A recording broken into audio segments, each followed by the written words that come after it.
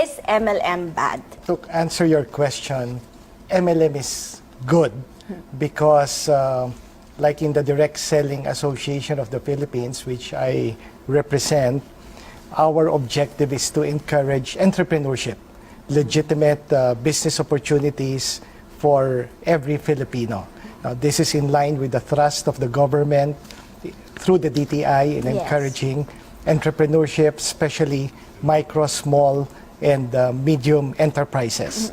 But the key important thing is to make sure that when you join the company, you join a legitimate one. Right. I actually want to ask Director about that because he has seen good and bad, What the good and the differentiates one bad, from the no? other, The good, the bad, and the ugly. What have you seen so far? How do you make sure that you join a legit company? And why are some legitimate companies bad? Multi-level marketing, of course, it is good, no? But then when it is used as a means to scam, so it becomes bad. And we run after those scammers because in multi-level marketing, you should be selling a product. And you should be making money because you are able to sell the product. But here, when the emphasis is already on recruitment, and you are no longer selling the product, but you are already selling an investment contract, we run after you because an investment contract is a form of a security, and which under the Securities Regulation Code has to be registered And normally that's not for the registered. protection of the investors. Right. Sir, what do you have to say to that? Well, just like what Director Aquino mentioned, the objective of any business is to sell products or services. No? And it is exactly the same with direct selling or network marketing. The only difference being in a retail environment, you sell products or services in a fixed location. But with regards to direct selling or network marketing, it is person-to-person selling. But the objective should be to sell products and services to the end user. And as Director Aquino mentioned, it is unfortunate that because of the popularity and attractiveness of the industry, there are many unscrupulous businessmen who use the industry to come up with pyramid scams in the guise of legitimate direct selling and network marketing. I find it also interesting. I mean, when you talk about focusing on the product they're selling and also the legitimacy of the company, but one of the key lines that I've been exposed to that industry as well is that, no, we're not selling you a product. We're actually selling you a system or wealth or whatnot. Well, how do you address that in terms of the kind of practices you try to encourage in DSAP in terms of making sure that they're representing a proper product and a system as well? Okay. With the DSAP, we have what we call the 8-point test to determine whether a company's compensation plan is legitimate or not.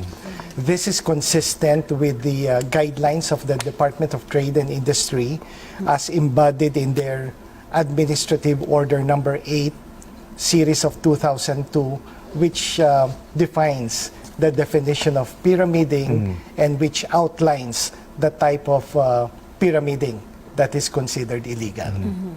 To a lot of people, I've seen the 8-point test, and I've also seen so many companies who, at first blush, you'd think that they are following all of those tests. Because now, as the area of investments has evolved, there's a gray line now. Some companies appear to be selling a product, but in fact, the emphasis is really on recruitment. So the product might be there, there's a brand, they have displays, and you actually hold it. When you buy, have you ever been? Yes. Are you open-minded? Enough. Right? Well, people buy them, and they actually hold these products. Some of them are beauty products, some are skin, whatever, stem cell, whatever.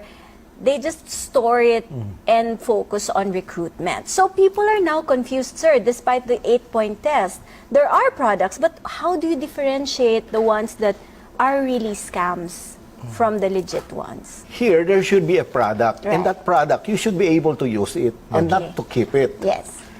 So if you are not using that product, but then you simply buy because you would like to earn money through recruitment, Right. definitely that becomes already a warning sign that the business you are entering into is not a legit one. The most important thing with regards to legitimate companies is that commissions or bonuses are paid based on the sale of products or services. Okay, not on While recruitment? in the case of pyramid scams, people earn primarily from recruitment and through the payment of registration fees by the participants. And the That's longer your very downline clear, is, no?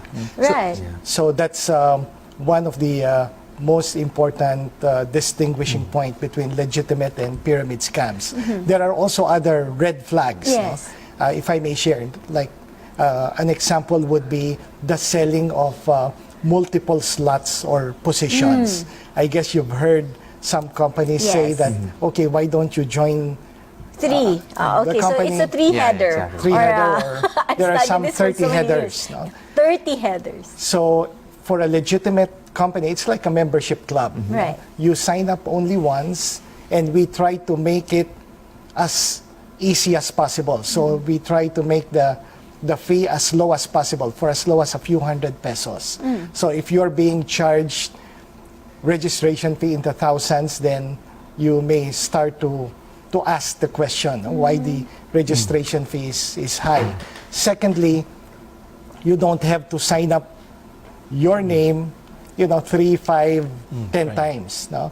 So in an interview with Chairman Herbosa, conducted by Josiah Go, Chairman Herbosa did mention that selling multiple slots is considered as an investment contract Sure. and partake the nature of securities. Yeah, there's And a- should therefore go through the difficult exactly. process of registering that security with the SEC. And we all know when you want to do that, you have to give the SEC your financial statements and your cash flow and everything, all the financial documents, which will prove that the existence of your company and its health will depend on the sale of the products and not Yeah, on and that's a recruitment. fiduciary responsibility already. Now, when we talk about the business perspective, for example, a first-time or wannabe entrepreneur comes in and says, "Okay, I'm going to devote my life to this. I'm going to build my, network down the line." What really will drive them to be successful in terms of getting into a business? Is it the love for a product? Is it the kind of sector they're in? What really differentiates the successful ones for the non-successful ones? Okay, when you would like to be part of the industry, there are two major ways. One is if you have a product that you want to market, you could use direct selling or network marketing as the channel of distribution. It's a very powerful channel. No?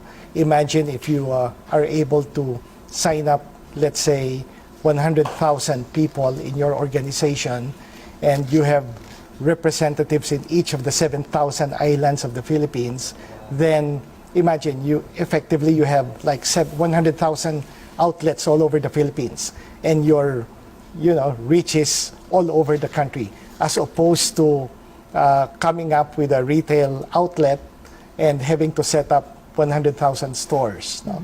So it is a very good, powerful and cost-effective way to market products. The second option is to join an existing company. No? It's like getting a franchise of the company.